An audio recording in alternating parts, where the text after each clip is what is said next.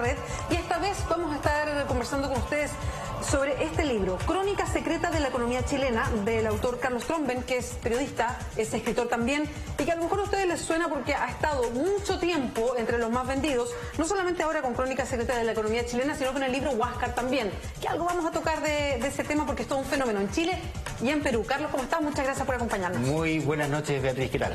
Sí, muy interesada además porque este libro le pega a un tema de discusión global hoy día en Chile, que tiene que ver con el poder y el dinero. Exactamente. Y los grandes conglomerados económicos de Chile. ¿Por qué quisiste en esta investigación, que me imagino fue larga, tirar esta hebra, la de la economía chilena o los grandes grupos económicos chilenos?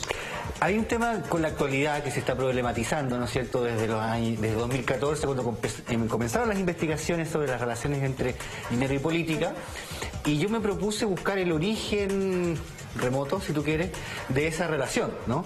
¿En qué momento de la historia reciente de Chile, hablemos del último cuarto de siglo, por ahí, se empezaron a realizar esos encuentros y se empezó a fraguar esta matriz productiva, esta matriz de poder, que tiene elementos financieros, elementos de administración pública, de la formación de grandes conglomerados durante la crisis, fundamentalmente la crisis de los años 80?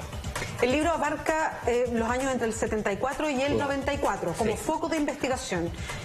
Antes de entrar al detalle, porque aquí se van repitiendo nombres, hay uno en particular que todos te preguntamos porque tiene que ver con un expresidente de la República, que podría ser candidato también, que es Sebastián Piñera, pero antes de eso, en global, ¿hay algún común denominador que tú encontraras en esta historia? Sí, el común denominador que no es nuevo en la historia de Occidente o de las sociedades latinoamericanas, es que cuando hay una crisis se altera la estructura del poder, ¿no? Algunos actores caen, pierden, se desestabilizan, se debilitan y aparecen otros que vienen de abajo con estrategias más exitosas para ocupar el espacio dejado por aquellos. Me explico. Los grupos económicos dominantes, si tú quieres, hegemónicos de hoy en Chile, no eran grandes grupos económicos el año 74, ¿no? Si tú hurgas, por ejemplo, en el grupo Angelini, Luxich, eran empresarios medios con una dinámica de crecimiento importante, pero para 1974 no eran los dominantes y tampoco para 1982, el momento en que se produce la crisis. La crisis, por lo tanto, hace caer y tumba a varios grupos económicos súper relevantes, en particular el Cruzar de la Raín, y le permite a estos otros subir y ocupar ese espacio. Ese es un poco el... ¿Y cuál es el juego ahí de la dictadura? Porque mucha de la conversación que hoy día sostenemos respecto a este modelo, que es económico, pero es más que económico, es de sociedad, de cómo se armó esta sociedad en torno al poder y el dinero, nos hace mirar a la dictadura como el momento en que esto se potenció, en que de alguna manera se fue, lo voy a hacer bien en bruto, se fue diseñando una sociedad de una manera determinada. Se refundó. ¿Es así? Sí. ¿Pasó en la dictadura? ¿Es fundamental en eso? En dos etapas, ¿eh? La etapa 78, 79 hasta 81, ¿no? Y ahí tenemos el tema de las AFP, tenemos la apertura comercial, los cambios de la ley laboral, el plan laboral de José Piñera, que está asociado con las AFP, y después tenemos la crisis que se instala entre medio de este proyecto refundacional, ¿no? Que altera totalmente la situación porque precipita al país una crisis sin precedentes, gravísima, con niveles de desempleo, de paralización, de actividades económicas, de quiebra de muchísimas empresas en todo el espectro productivo, ¿no? Mineras, pesqueras, forestales, retail, sobre todo la banca, que colapsa absolutamente. Entonces viene un segundo momento refundacional post-crisis que es precisamente está diseñado para superar la crisis, ¿no? Y ahí se forma ese tándem, ¿no es cierto?, con una serie de, entre empresas y poder político, con una serie de dispositivos que le permiten a las empresas recapitalizarse, ahorrar impuestos, abrir nuevos mercados, ¿no es cierto?, tener una legislación laboral completamente pro empresario, pro capital, ¿no?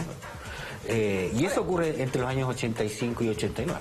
Tú eliges específicamente desde el 74 al 94 para investigar cómo se arman los grupos económicos, porque además esto está asociado a las grandes privatizaciones. Sí, también. Que tienen que ver. Fundamental. Muchas empresas que eran del Estado terminaron en manos de privados. Sí. Gente que trabajaba en esas empresas, que se queda con ellas. Bueno, hay una cuestión muy llamativa que de verdad uno la lee y dice, esto no lo puedo creer, ¿qué pasó así? Sí. Pero no solamente eso, sino que llega hasta el 94 porque siguieron las privatizaciones de empresas del Estado Así después es. cuando recuperamos la democracia. Así es. Entonces, ¿cuál es tu mirada? Y ya voy a entrar a más detalle en el libro, pero tu mirada a propósito de esta escritura con lo político, con cómo la política se va instalando, o a lo mejor, pues como lo mencionamos hoy día, la economía va cooptando a la política y esto termina todo instalado y la democracia termina respaldando algo que se hizo en dictadura. Absolutamente, tú podrías catalogarlo incluso de un cierto, en la etapa ya de los 90 de la concertación, una suerte de despotismo ilustrado desde lo tecnocrático, ¿no? El ministro de Hacienda es el jefe de gabinete virtual, ¿no es verdad? Y esos contactos, esa transición, ese empaparse de la socialdemocracia chilena o del centro político chileno, incluso hasta sectores que habían sido de la izquierda, como el Partido Socialista en los años 70, cómo se empapan de neoliberalismo, cómo empiezan a verle la gracia a este asunto, ¿no? Eso se empieza a producir incluso antes del plebiscito. Incluso antes del plebiscito, yo llamaría los jerarcas o los líderes, los jerarcas es una palabra muy fea, pero los Tironi, los Sergio Molina, que era muy relevante en ese tiempo, de la democracia cristiana, los que estaban en el área económica o sociológica de diagnóstico en lo que era en ese entonces la Alianza Democrática o el Acuerdo Nacional, ¿no es cierto? Ellos empiezan a criticar a los nuevos empresarios, ¿no?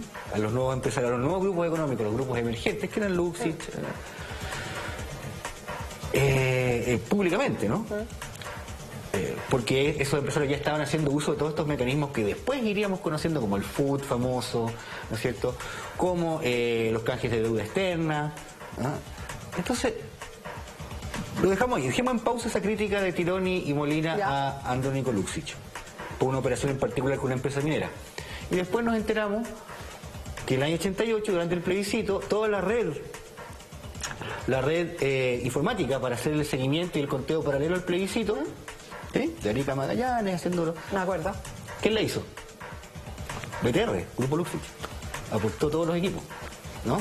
Después el avión, el helicóptero, ahora hablamos del avión de Meo, oh, qué terrible el avión de Meo. ¿De dónde venían los aviones o cómo se desplazaban? Claro, la primera vez que se ocupan o no, exacto. Patricio Elwin, en fin, ¿cómo se desplazaban en aeronaves aportadas por estos grandes empresarios que tenían una visión estratégica de su negocio bien astuta, bien sagaz? O sea, había que cambiar de folio, la dictadura ya no servía para hacer buenos negocios, al contrario era un lastre porque había mercados que estaban cerrados, parte significativa de Europa estaba cerrado a las exportaciones vitivinícolas de otro tipo chileno, entonces era bueno para el país dar vuelta a la página de la dictadura, ayornar el sistema político y empezar a recibir inversiones extranjeras, adquirir grado de inversión.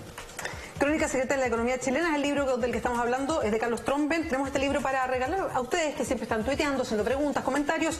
El libro se va a uno de los tuiteros, la producción se va a poner en contacto con ustedes en todo caso. Carlos, ¿cuáles son los nombres que se van repitiendo acá? O démosle un orden a propósito de los nombres. ¿Cómo parte esta investigación? ¿Sobre quiénes? Partió haciendo un barrido a través de la información de prensa disponible en la Biblioteca Nacional, buscando privatizaciones, lo que aparecía. Y en un momento de esa búsqueda inicial, que es como tirar una red al mar y ver qué pescados salen, ¿no? Aparece la primera emisión de acciones de CAP, ¿no? Empresa estatal en la época, y esa emisión de acciones en el mercado bursátil de Santiago equivale a una primera privatización, ¿no? El primer sondeo de la privatización que se hace el año 85. El encargado de hacer esa colocación de acciones en el mercado es Sebastián Piñera. Entonces aquí yo nunca había escuchado que Piñera hubiese participado tan activamente en las privatizaciones, si bien como ejecutivo de una empresa de corretaje bursátil, ¿no? Y de intermediación de valores. Entonces, esa participación de Piñera encendió una ampolleta, ¿no? ¿Qué más no se sabe de esto? Y ahí empecé a afinar la puntería y a acotar un poco a un grupo más reducido a privatizaciones, porque fueron muchas, ¿no? Sí, y además que entre ellos hay relaciones. Sí, claro. O sea, hablamos de un grupo de empresarios que no son tantos, además. No son tantos. Bueno, sabemos que en Chile está todo absolutamente concentrado y vamos entendiendo de a poco por qué. Pero además entre ellos hay muchas relaciones que se trabajaron juntos en una oportunidad, después estaban separados, que uno fue gerente del otro, el otro era gerente, no sé, comercial y el otro gerente general. Financiero. Exactamente. Sí. de alguna manera todos se conocen, ¿no? Claro. Hay que imaginar también que en el país, en los años 70, no había tantas escuelas de ingeniería comercial, había un grupo reducido de técnicos o personas que habían recibido formación en estas finanzas, sobre todo macroeconomía, microeconomía, un grupo relativamente pequeño, ¿no?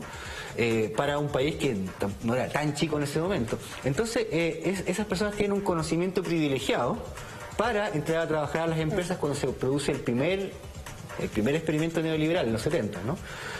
Y ese es un grupo, un núcleo reducido de individuos que estudiaron en la Universidad Católica de Chile Ingeniería Comercial. Entonces ahí está Piñera, está Delano, está Lavín, está Hugo Bravo, ¿no es cierto?, Fabio Valdés, es el entorno más cercano de Sebastián Piñera.